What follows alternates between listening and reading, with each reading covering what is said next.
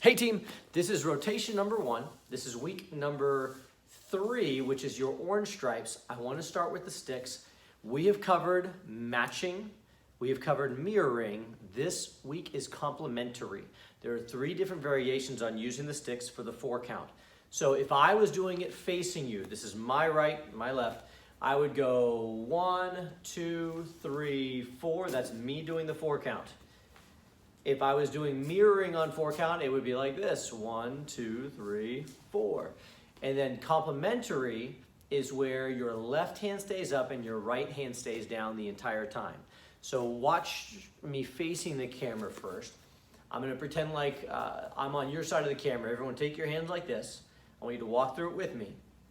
Take your left hand, now this is my right, your left. I'm mirroring you on the screen right now.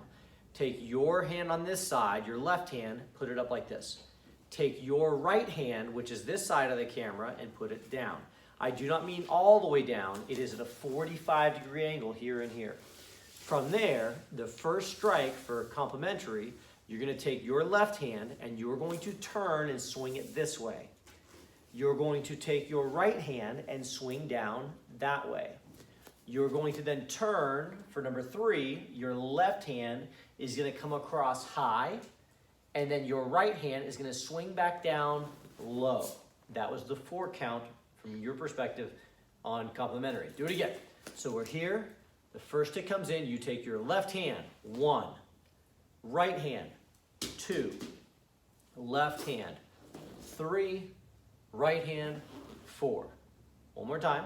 It goes left hand, 1. Right hand, 2. Left hand, 3. Right hand, 4.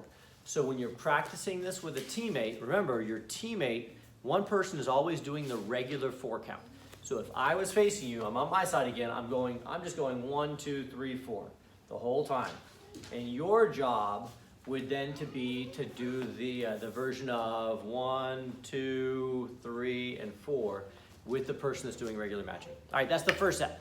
The second thing you guys have for this cycle is working on a fake or a blitz. Starting with a fake, if you're doing a fake into a back fist reverse punch, if my guard is up here, if I'm faking with my hands, I want my fist, my elbow, and my shoulder to jump about an inch or 2. And it's got to look real. You want to throw your shoulder. I don't mean move it up and down. I mean you move your shoulder in. So if I'm here, I'm going to fake by pumping forward like that and then coming back. I got to pump, I come back.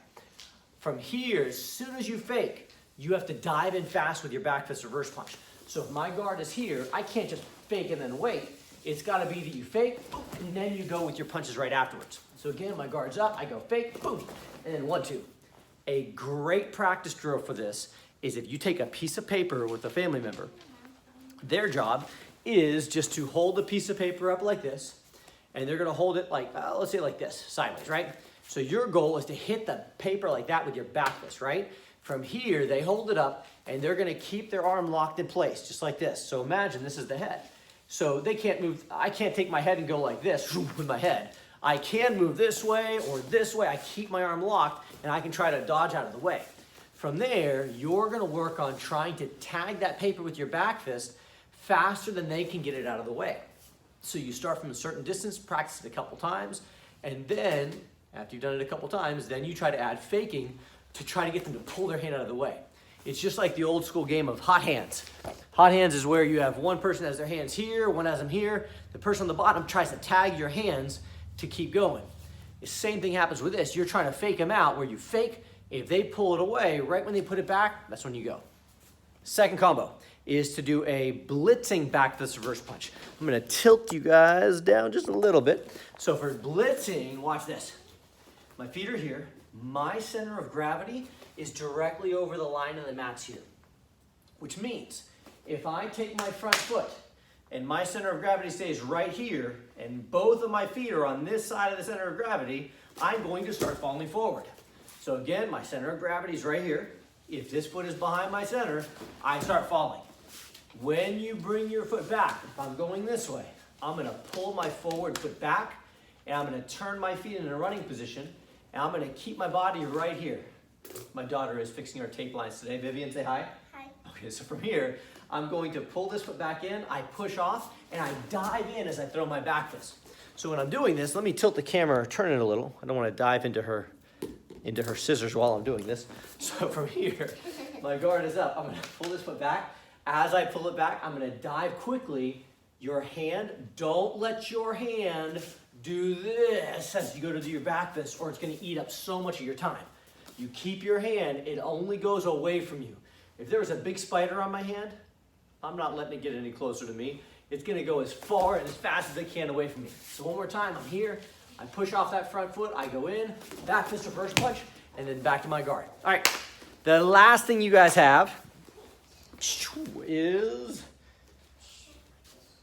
shuffle knee, clench, throw an additional knee, and then drop an elbow on the back of their neck. So let's take a little walk over to Bob. If Bob is right here helping us out today, from this position, my hands are up, I have my right leg forward, I'm gonna come in with a shuffle knee. As I do, I want my hands on his shoulders.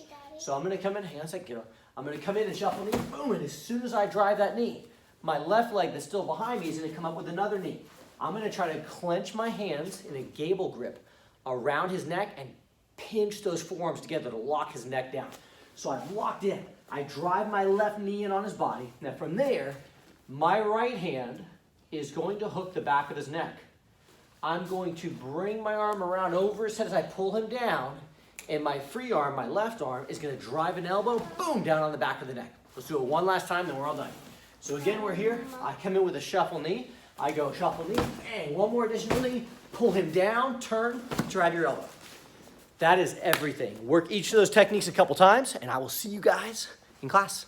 Thanks, everyone. Vivian, say goodbye. Bye. See you guys.